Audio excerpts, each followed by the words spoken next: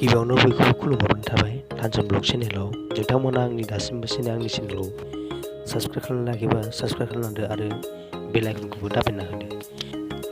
बे भिडिअखौ नोंथांमोना स्किप खालामालासिनो बे भिडिअखौ नायलांबानो जाबाय। बिनि बिफाया माबादि होनदों, मा बाथ्रा बुंदों, नोंथांमोना नायलांबानो जाबाय। बिश्वकुमार नार्जारी, आं आमिनखाता गामिनि बासिन्दानि मानसि।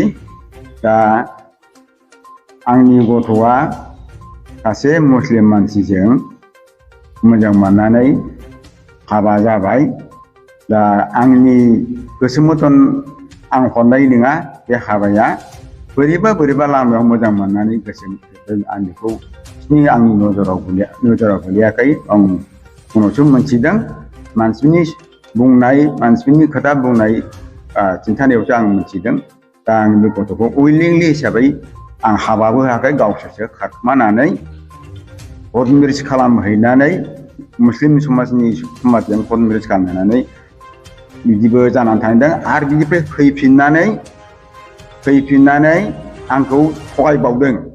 10 दिनसो थाफैनानै आंखौ आरो बे गथ'आ थांफिननानै आरो बिनिफ्राय बिसि फिसाय हाबा जानानै बुलायनानै मारै जादों आं बुजियाखै। खस्थ' जानानै बेयाव बिखा माबायाव गासिबो दागि जानानै फैनानै बिट्रिसना मोननानै गाव बे फिसायखौ नागारनाय जानानै आरो फैफिननानै आंनाव अन्तत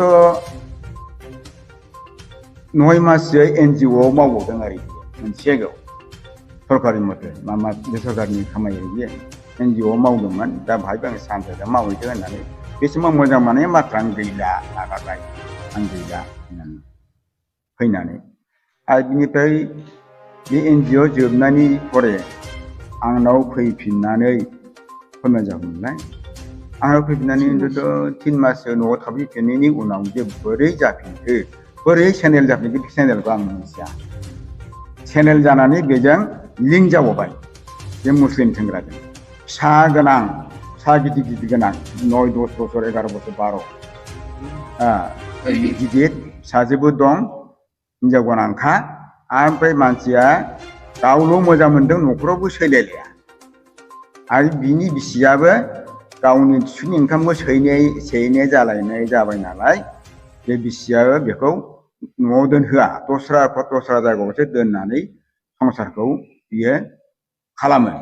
होमब्ला बेबादिसोबो बोरै सोलिगोन बियो, आं बेखौ आसरित मोननानै दङ। दा माबोरै मोजां मोननाय बेलाय, बेथ' बाजै इन्टारेस्टसो जादों बिनि हाबाया।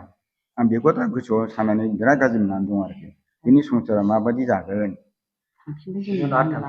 थांफिनबावबाय आरो थांफिनबावबाय बेहायनो।